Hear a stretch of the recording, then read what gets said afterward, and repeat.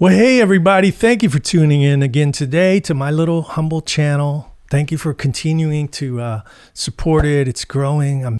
It's fun to see it grow. Boy, it's a lot of work to have a YouTube channel. I can't imagine how my friends that have, mine, I'm not even good at it. The big guys, it's pretty amazing how much work goes into it. So thank you for your support, your like, subscribe, even your PayPal love I got from a few of you this week. I really appreciate it and hope you get something out of this today. So today I'm going to talk about something you will not learn in a music business class. You won't learn at Berkeley. Maybe you might hear some of it at Berkeley, but this is real world advice. I get asked a lot, is this all you do? Yeah, this is all I do. That's my favorite one. I have been a professional musician for over 25 years and just playing a piece of wood with metal strings on it. Amazing concept, isn't it? And I've made my living basically wearing three hats. For me, it's been primarily touring, session studio work, and producing, composing. That's picked up in the last few years because I've focused more on it. But those three things, not teaching, I've done teaching on the side, but just in the trenches, still full-time musician. How do I do it? How did I do it? How did the pros get gigs? How does this all work? I'm going to break it down for you. So right out of the bag, right off the top, it's about networking. It's about recommendations. That is this business. It is who you know. Now, before you go, oh man, this is it. Don't turn it off yet. There's more to it. There's a lot of things that are specific just to the music business. Now, I know a lot of you guys out there probably have real gigs, something useful, like, mechanic, a lawyer, a doctor, right? An accountant, something people need, not a musician. But how'd you do it? You went to school, you got a degree, you busted your ass, you study, you get a piece of paper. Somebody knows somebody, you read about an interview, you go in, it might take a few times, but eventually you're going to land a gig, get a job. The music business doesn't really work that way. Now, you could have multiple degrees from pick your university, your music degrees and your doctorates in music. Doesn't mean Sting's going to hire you. It doesn't mean because you have advanced degrees. You got to be able to play. But you also have to know the right people. So how does that work? Okay, so in the U.S., we have the top music cities are Los Angeles, New York City, and Nashville. And they've been like that for years. Nashville's, one of the hot spots now.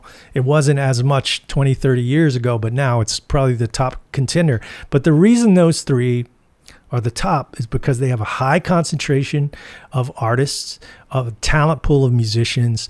The industry is there, labels, publishing companies, songwriters, production facilities, touring facilities, rehearsal facilities. All of those exist in those scenes. And I've lived and worked in all three of those places. I'm in LA right now, actually. Lived in Nashville for years, lived in New York City, worked there. So I feel qualified to tell you about it. Those are what I call your top tier city, your tier one cities. Doesn't mean they're the best places to live. It just means that's where most of the music, your music activity is going. Now, tier two, I'd consider like Atlanta, Chicago, Miami, Austin, New Orleans. Why? Those cities are great music cities, but they don't necessarily have industry. There's probably not a lot of recording going on. There may be, but it's usually sort of something niche-y, something, location specific, whatever. New Orleans, you'll get people that'll come in and want to just hang in New Orleans and record. So I've done a lot of stuff out of New Orleans. And but the thing about those cities, there's usually somebody that lives there, a couple of people that maybe he or she plays with, Lady Gaga, or maybe, Billy Idol's bass player lives there. There's usually a couple of people that stick out of those kind of scenes, where in LA there are a dime a dozen. In the music business, you have, basically, I can feel qualified to talk about the two things I've done: touring and session work. So let's talk about touring. All right. Say you want to get a gig with, Sting. I don't know. Just for example. Outside of Sting calling you up because he hears you or sees you on a YouTube video, it went viral, which is never going to happen. Probably it could, but let's be realistic. The best way to approach getting a gig like that would be to know the musical director, the MD, the musical director. What is that? Well, that's a weird title. Well, I myself am a musical director for Daryl Hall on Daryl's show Live from Daryl's House. I was musical director for Hall and Oates. What does that mean? The MD. And it's a person that is in charge directly with the artist, works closely with the artist about choosing songs, arrangements, key changes, anything having to do with that performance. Anytime there's a TV show, anything like that, they're involved. They're the right-hand person, the right-hand man or woman to the artist, okay? But they also have a lot of pull, hiring musicians, hiring sidemen, need a new bass player. Oh, talk to the MD, give them your resume, send something to the MD. So that's a person you want to get to know on the touring side. The next rung down would be somebody else in the band. You'll get a referral. That is more common. That happens a lot, and I'll tell you some real world stories in a second about that. Next rung down would be a manager. A tour manager might give you a referral. Next rung down would be, front house guy, sound guy, somebody in the crew. Those are the kind of ways you meet people on the touring side. You might be in a club somewhere playing in the middle of Des Moines, Iowa, and you run into this guy drinking at the bar who's the sound guy for Lady Gaga or somebody. And, you might get to know him. Hey, could I send you a link to my video? Could I do that? You never know. Those things happen a lot. And sometimes people are looking for people, and you might not necessarily have to be in one of those music cities. So on the studio side, the session world side, it's a little more coveted, a little more secretive, a little more cliquish, especially in a place like Nashville. But outside of the artist recommending you, which happens, and I'll give you a story about that in a sec. Next rung down would be the producer. The producer is the equivalent to the musical director on the recording side. Producer hires musicians usually at the artist's approval, but has a lot of pull. And they'll put the studio band together, and usually they have their cats, their boys that they'll use.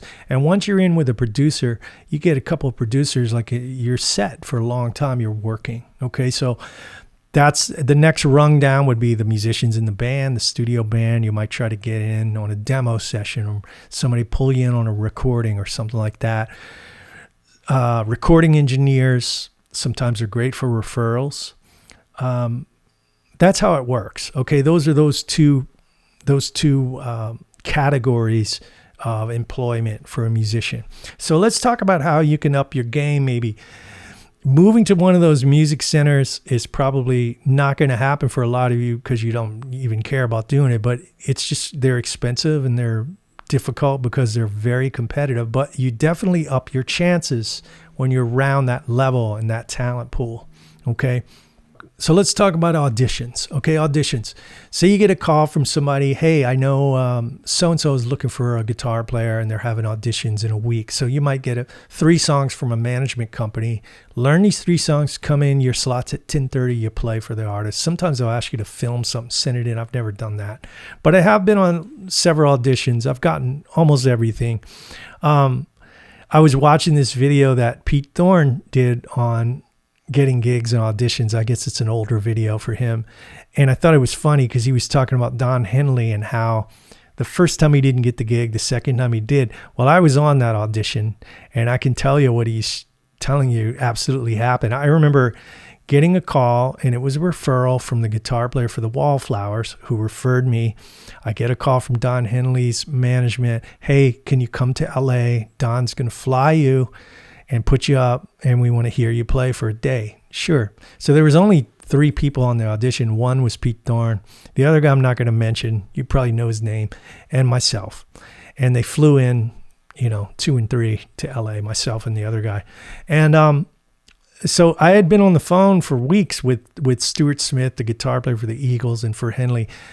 I mean, we were going over every little part of Hotel California, and I was thinking, man, this is like really, really picky. Every little part of Dirty Laundry and Lukather's solo and this and that. So I'd come to LA, I'd do the rehearsal. I must have played Hotel California 5-6 times. Henley came over. He was nice. He liked New Orleans, and we knew some people in New Orleans together. And then I think I screwed it up because he said, do you want to play Hotel California again? And it was about the 6th time. And I went, not really, unless you think we should. And I think it rubbed him the wrong way. I saw his expression change. I don't know. I didn't get the gig. It was only a sub gig anyway. It wasn't even a full tour. But it's funny how things don't work out sometimes, right? But then I got a gig right after that was better for me. That's one of my failed audition stories. A lot of times on the upper echelon gigs, the bigger artists, they don't really want to audition. They don't want to go through the process. They'll ask somebody in the band if you know somebody. That just happened with Hall & Oates. Keyboard player left.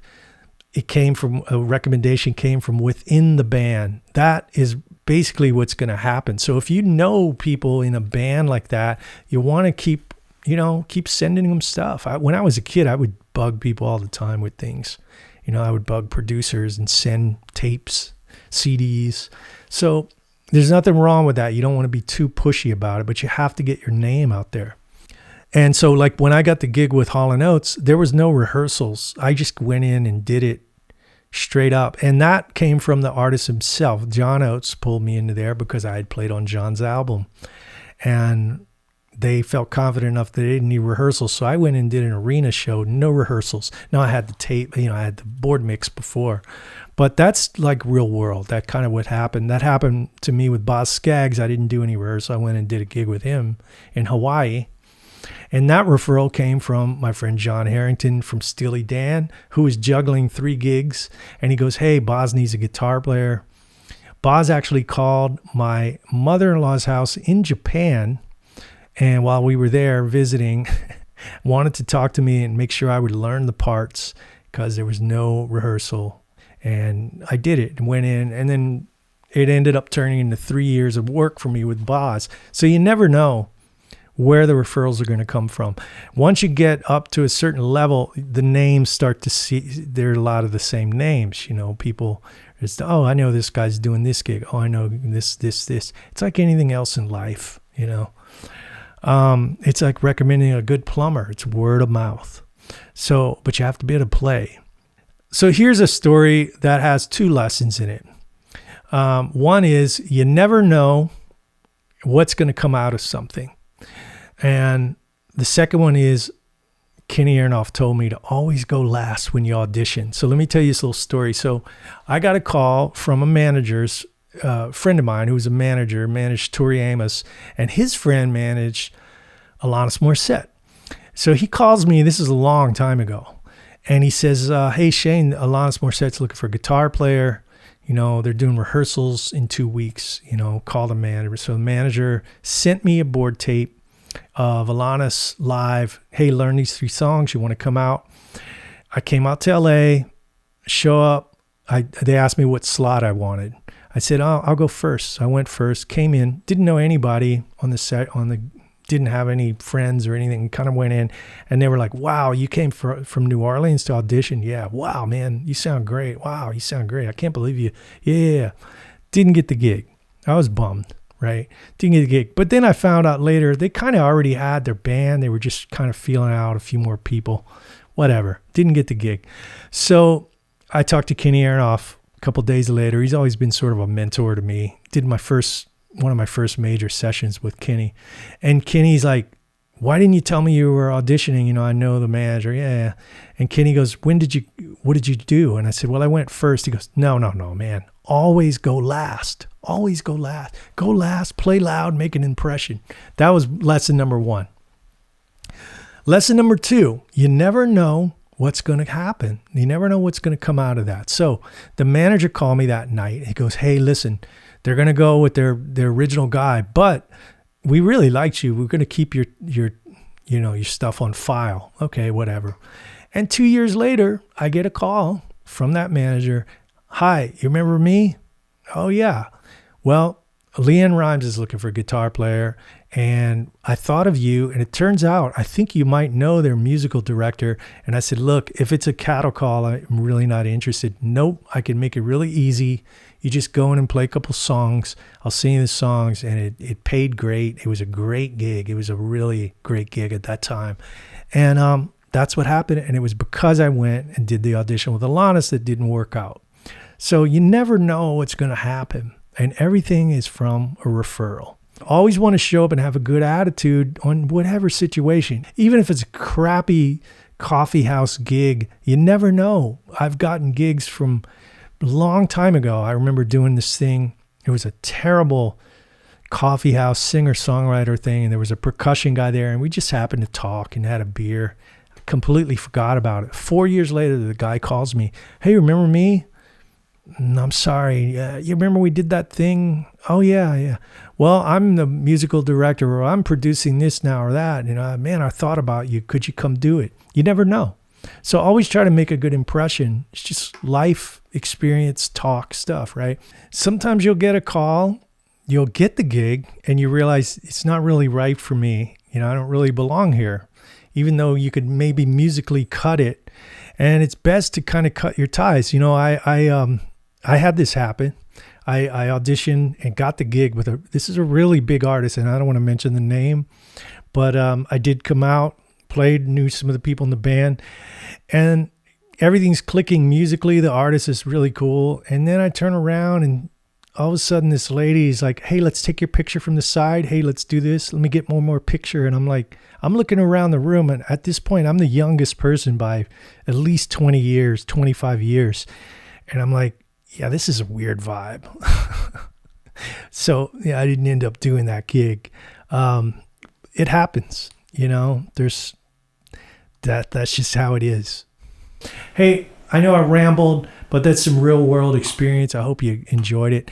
Give me a like, subscribe. Let me know in your comments what you think. If you guys have any more ideas for episodes, whatever. Terrio out.